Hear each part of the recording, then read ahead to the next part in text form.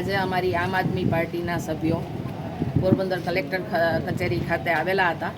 અને અમારે આવેદન આપવાનું હતું કે સાયન્સ કોલેજ મહર્ષિ દયાનંદ સરસ્વતી સાયન્સ કોલેજ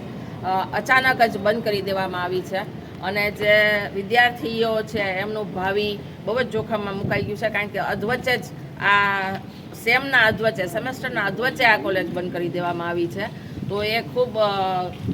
અયોગ્ય વસ્તુ થઈ છે. એટલે અમે આજે કલેક્ટર સાહેબને રજૂઆત કરવા આવ્યા હતા કે આ કોલેજનું કામકાજ PM ઉષા અંતર્ગત રાજનેતાઓ સાથે મળી અને તુરંતમાં એનું રિપેરિંગ કામ ચાલુ કરાવે અને અત્યારે પણ જે સ્ટુડન્ટ છે એમને સીલ થઈ ગયું છે તો એમની લેબોરેટરી એમને ખોલી આપવામાં આવે અથવા તો એને વૈકલ્પિક વ્યવસ્થા સ્ટુડન્ટના લેક્ચર સાથે એમના ભવિષ્ય માટે લેબોરેટરી પણ એમને ચેન્જ કરીને આપવામાં આવે અને ત્વરિતમાં ત્વરિત આ કામ ચાલુ કરવામાં આવે, કારણ કે પોરબંદરના કેટલા બધા પરિવારોના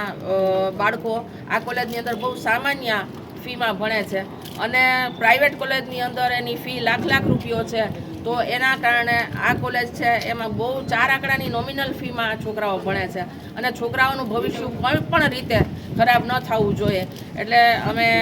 રજૂઆત આજે કરી છે આમ આદમી પાર્ટી દ્વારા. તો અમે સૌ આજે સાથે મળીને અહીં કલેક્ટર ઓફિસ આવેલા હતા.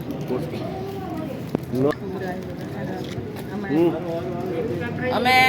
આ સાથે આવેદનમાં લખ્યું છે કે જો 15 દિવસની અંદર આ કોલેજ નું કામકાજ શરૂ કરી દેવામાં નહીં આવે ને વૈકલ્પિક વ્યવસ્થા નહીં કરવામાં આવે તો 15 દિવસની અંદર અમે આમરણના ઉપવાસ ઉપર ઉતરવાની એમને આવેદન આપેલું છે.